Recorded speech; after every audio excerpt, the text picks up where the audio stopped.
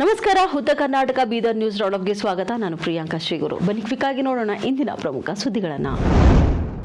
ಬೀದರ್ ಜಿಲ್ಲೆಯ ಹುಲ್ಸೂರು ತಾಲೂಕಿನ ಬೇಲೂರು ಸರ್ಕಾರಿ ಪ್ರೌಢಶಾಲೆಯ ವಿಜ್ಞಾನ ಶಿಕ್ಷಕಿ ಸಂಗೀತ ಅವರ ಪಾಠದ ವಿಧಾನ, ಸಮಯ ಪಾಲನೆ ಮತ್ತು ವರ್ತನೆಗೆ ವಿರೋಧ ವ್ಯಕ್ತಪಡಿಸಿ ಜನವರಿ 24ರಂದು ವಿದ್ಯಾರ್ಥಿಗಳು ಶಾಲೆ ಬಹಿಷ್ಕರಿಸಿ ಪ್ರತಿಭಟನೆ ನಡೆಸಿದ್ದಾರೆ.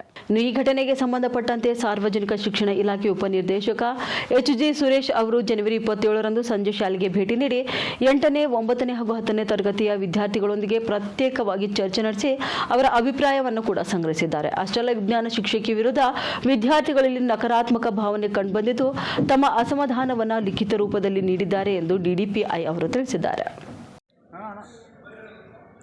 ಅದೇ ಈಗ ಶನಿವಾರ ಮತ್ತೆ ಇಲ್ಲೇನೋ ಗಲಾಟೆ ಆಯಿತು ಅಂತ ಕೇಳ್ಪಟ್ವಿ.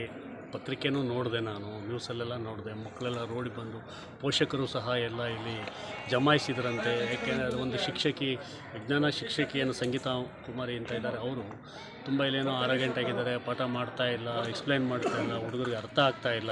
ಏನಾದ್ರು ಹುಡುಗರು ಕೇಳೋಕ್ಕೋದು ಅವ್ರನ್ನೇ ಗದರಿಸೋದು, ಮತ್ತು ನೀವು ಫೋನಲ್ಲೆಲ್ಲ ಚೆಕ್ ಮಾಡ್ಕೊಳ್ಳಿ, ಅಲ್ಲೇ ಹುಡುಕೊಂಡು ಬರಿಕೊಳ್ಳಿ ಅನ್ನೋದು, ನೋಟ್ಸ್ ಮಾಡಿಲ್ವಂತೆ, ಪಾಠಗಳನ್ನು ಸಹ ಮುಗಿಸಿಲ್ಲ. ನಮಗೆ ಡಿಸೆಂಬರ್ ಒಳಗಡೆ ಎಲ್ಲ ಪಠ್ಯಕ್ರಮನ ಮುಗಿಸ್ಬೇಕು ಅಂತ ಇದೆ ನಮ್ಮ ಇಲಾಖೆ ನಿಯಮ.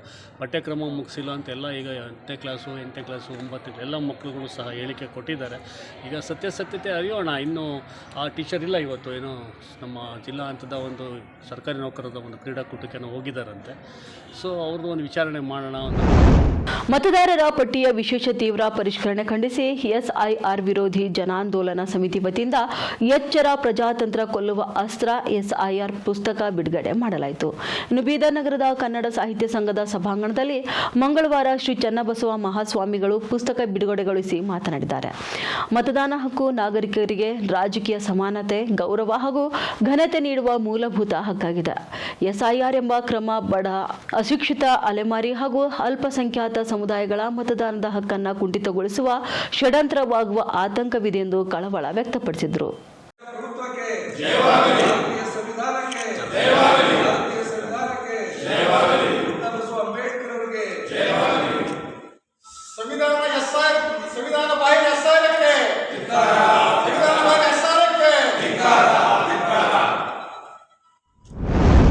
ಭಾಲ್ಕಿ ತಾಲೂಕಿನ ಗೋರ್ಚಿಂಚೋಳಿ ಗ್ರಾಮದಲ್ಲಿ ಶಿವಯೋಗಿ ಸಿದ್ದರಾಮೇಶ್ವರ ಜಯಂತಿ ಕಾರ್ಯಕ್ರಮವನ್ನು ಭಕ್ತಿ ಭಾವದಿಂದ ಆಚರಣೆ ಮಾಡಲಾಯಿತು.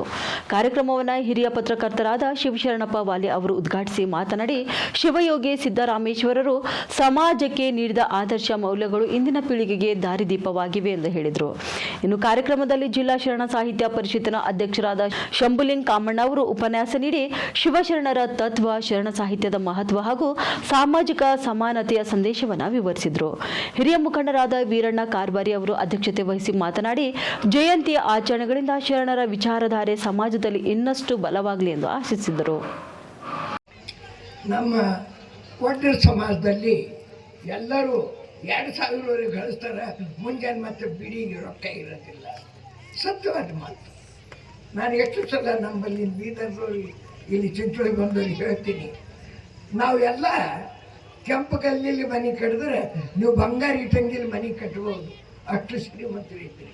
ಯಾಕಂದ್ರೆ ನೀವು ದಿನದ ನಿತ್ಯದ ಇನ್ಕಮ್ ಏನದ ಯಾವ ಆಫೀಸರೂ ಇಲ್ಲ. ಆದರೆ ಇವತ್ತಿನ ದಿವಸ ನಾವು ಕುಡಿಯೋದ್ರಲ್ಲೇ ಕಾಲ ಕಳೀತೀವಿ. ಬಸವಣ್ಣವ್ರ ಜಯಂತಿ ಮಾಡ್ತೀವಿ, ಸಿದ್ದರಾಮೇಶ್ವರ ಜಯಂತಿ ಮಾಡ್ತೀವಿ. ನಮ್ಮ ಊರಾಗ ಮಠ ಅದ. ಬಾರಾಮತಿ ಬಳಿ ವಿಮಾನ ಅಪಘಾತದಲ್ಲಿ ಮಹಾರಾಷ್ಟ್ರದ ಉಪಮುಖ್ಯಮಂತ್ರಿ ಅಜಿತ್ ಪವಾರ್ ಸಾವಿಗೀಡಾದ ಹಿನ್ನೆಲೆ ಮಾಜಿ ಸಚಿವ ಹಾಗೂ ಹಿರಿಯ ಕಾಂಗ್ರೆಸ್ ನಾಯಕ ರಾಜಶೇಖರ್ ಪಾಟೀಲ್ ತೀವ್ರ ಸಂತಾಪವನ್ನು ವ್ಯಕ್ತಪಡಿಸಿದ್ದಾರೆ. ಅಜಿತ್ ಪವಾರ್ ಅವರ ದುರಂತ ನಿಧನದ ಸುದ್ದಿ ಕೇಳಿ ತೀವ್ರ ದುಃಖವಾಯಿತು. ಇನ್ನು ಮಹಾರಾಷ್ಟ್ರಕ್ಕೆ ನೀಡಿದ ಅವರ ಸೇವಾ ಸದಾ ಸ್ಮರಣೀಯವಾಗಿದೆ. ಕಳೆದ 4 ದಶಕಗಳಿಂದ ಮಹಾರಾಷ್ಟ್ರದ ಅಭಿವೃದ್ಧಿಗಾಗಿ ಅಪಾರವಾದ ಸೇವೆಯನ್ನು ಅವರು ಸಲ್ಲಿಸಿದ್ದಾರೆ. ಅವರ ಅಗಲಿಕೆಗೆ ಮಹಾರಾಷ್ಟ್ರ ರಾಜಕಾರಣಕ್ಕೆ ತುಂಬಲಾರದ ನಷ್ಟ ಎಂದರೆ ತಪ್ಪಾಗಲಾರದು. ಈ ಗಂಭೀರ ಕ್ಷಣದಲ್ಲಿ ಅವರ ಕುಟುಂಬ, ಸ್ನೇಹಿತರು ಮತ್ತು ಅನುಯಾಯಿಗಳಿಗೆ ನನ್ನ ಸಂತಾಪಗಳು. ಅವರ ಆತ್ಮಕ್ಕೆ ಶಾಂತಿ ಸಿಗಲಿ ಎಂದು ತಮ್ಮ ಎಕ್ಸ್ ಖಾತೆಯ ಮೂಲಕ ಸಂತಾಪವನ್ನು ಸೂಚಿಸಿದ್ದಾರೆ. ಮಹಾರಾಷ್ಟ್ರದ ಉಪಮುಖ್ಯಮಂತ್ರಿ ಅಜಿತ್ ಪವಾರ್ ಅವರು ಇಂದು ಬೆಳಗ್ಗೆ ಭಯಾನಕ ವಿಮಾನ ಅಪಘಾತದಲ್ಲಿ ಪ್ರಾಣ ಕಳೆದುಕೊಂಡ ಹಿನ್ನೆಲೆ ಮಾಜಿ ಕೇಂದ್ರ ಸಚಿವ ಭಗವತ್ ಖೂಬಾ ಅವರು ಸಂತಾಪವನ್ನು ಸೂಚಿಸಿದ್ದಾರೆ. ವಿಮಾನ ದುರಂತದಲ್ಲಿ ಸಾವಿಗೀಡಾದ ಅಜಿತ್ ಪವಾರ್ ಅವರ ಅಗಲಿಕೆ ದೇಶಕ್ಕೆ ಹಾಗೂ ಮಹಾರಾಷ್ಟ್ರ ರಾಜ್ಯಕ್ಕೆ ತುಂಬಲಾರದ ನಷ್ಟವಾಗಿದೆ. 30 ವರ್ಷಗಳಿಂದ ಸಮಾಜಮುಖಿ ಕೆಲಸ ಮಾಡುತ್ತಾ ಜನಪರ ನಾಯಕ ಎಂದು ಗುರುತಿಸಿಕೊಂಡಿದ್ರು. ಅವರ ಈ ಅಗಲಿಕೆಯಿಂದ ಕುಟುಂಬಕ್ಕೆ ಮತ್ತು ಅಭಿಮಾನಿಗಳಿಗೆ ತೀವ್ರ ಆಘಾತ ಉಂಟಾಗಿದ್ದು, ಭಗವಂತ ಅವರ ದುಃಖ ಭರಿಸುವ ಶಕ್ತಿ ನೀಡಲಿ ಎಂದು ಹೇಳಿದ್ದಾರೆ. ಇಂದು ಬೆಳಗ್ಗೆ ವಿಮಾನ ದುರ್ಘಟನೆಯಲ್ಲಿ ಮಹಾರಾಷ್ಟ್ರ ರಾಜ್ಯದ ಉಪಮುಖ್ಯಮಂತ್ರಿಗಳು ಹಾಗೂ NDA ಸಹಯೋಗಿ ಪಕ್ಷದ NCPಯ ಅಜಿತ್ ಪವಾರ್ ಘಟದ ಮುಖ್ಯಸ್ಥರಾದಂಥ ಸನ್ಮಾನ್ಯ ಶ್ರೀ ಅಜಿತ್ ಪವಾರ್ ಅವರ ಮೃತ್ಯು ಇವತ್ತು ನಮ್ಮೆಲ್ಲರನ್ನ ಹಾಗೂ ಮಹಾರಾಷ್ಟ್ರ ಮತ್ತು ರಾಷ್ಟ್ರ ರಾಜಕಾರಣಕ್ಕೆ ಒಂದು ದೊಡ್ಡ ಹಾನಿಯನ್ನೇ ಉಂಟು ಮಾಡಿದೆ ಅನ್ನುವಂಥದ್ದನ್ನು ಹೇಳಬಹುದು. ಹಾಗಾಗಿ ಇವತ್ತು ಅಜಿತ್ ಪವಾರ್ ಅವರ ಕುಟುಂಬಕ್ಕೆ, ಅವರ ಪಕ್ಷದ ಮುಖಂಡರುಗಳಿಗೆ ಮತ್ತು ಕಾರ್ಯಕರ್ತರಿಗೆ ಆ ದೇವರು ಧೈರ್ಯವನ್ನು ಕೊಡಲೆಂದು ವಿನಂತಿಸಿಕೊಳ್ಳುತ್ತೇನೆ. ಮತ್ತು ಅವರ ಅಗಲಿಕೆ ನಮ್ಮೆಲ್ಲರನ್ನ ಅತಿ ನೋವನ್ನುಂಟು ಮಾಡಿದೆ. ಹಾಗಾಗಿ ಅವರಿಗೆ ನಾನು ಶ್ರದ್ಧಾಂಜಲಿಯನ್ನು ಅರ್ಪಿಸ್ತೇನೆ. ಬೀದರ್ ಜಿಲ್ಲಾಡಳಿತ, ಜಿಲ್ಲಾ ಪಂಚಾಯತ್, ಮಹಿಳಾ ಮತ್ತು ಮಕ್ಕಳ ಅಭಿವೃದ್ಧಿ ಇಲಾಖೆ ಹಾಗೂ ಇತರೆ ಇಲಾಖೆಗಳ ಸಹಯೋಗದಲ್ಲಿ ಮಹಿಳೆಯರ ಮತ್ತು ಮಕ್ಕಳ ಅನೈತಿಕ ಸಾಗಾಣಿಕೆ ತಡೆ ಕುರಿತು ITPA 1956ರ ಕಾಯ್ದೆಯ ಕುರಿತು ಜಿಲ್ಲಾ ಮಟ್ಟದಲ್ಲಿ ಒಂದು ದಿನದ ತರಬೇತಿ ಕಾರ್ಯಾಗಾರವನ್ನು ಬೀದರ್ ನಗರದ ಮೈಲೂರಿನಲ್ಲಿರುವ ಜಿಲ್ಲಾ ಪಂಚಾಯತ್ ಸಂಪನ್ಮೂಲ ಕೇಂದ್ರದಲ್ಲಿ ಹಮ್ಮಿಕೊಳ್ಳಲಾಯಿತು. ಇನ್ನು ಕಾರ್ಯಕ್ರಮದಲ್ಲಿ ಸಂಪನ್ಮೂಲ ವ್ಯಕ್ತಿಗಳಾಗಿ ಆಗಮಿಸಿದ್ದ ಬೆಂಗಳೂರಿನ International Justice Mission William Christopher ಅವರು ಮಾತನಾಡಿ, ITPA 1956ರ ಕಾಯ್ದೆಯ ಉದ್ದೇಶ ಮಹಿಳೆಯರು ಮತ್ತು ಮಕ್ಕಳ ರಕ್ಷಣೆ ಆಗಿದ್ದು, ಅನೈತಿಕ ಸಾಗಣೆ ತಡೆಗೆ ಇಲಾಖೆಗಳ ನಡುವಿನ ಸಮನ್ವಯ ಅತ್ಯಂತ ಅಗತ್ಯ ಎಂದು ಅವರು ತಿಳಿಸಿದರು. ಗೊತ್ತಿದ್ದು ಅದರಲ್ಲಿ ಯಾರು ಹೇಳಿದ್ರು, ಗೊತ್ತಿಲ್ಲದೆ ಎಲ್ಲ ಗೊತ್ತಿದ್ದು ಅದರಲ್ಲಿ ಉದ್ದೇಶಪೂರ್ವಕವಾಗಿ ನಾವು ಹಂಗೆ ಮಾಡ್ತೀವಿ.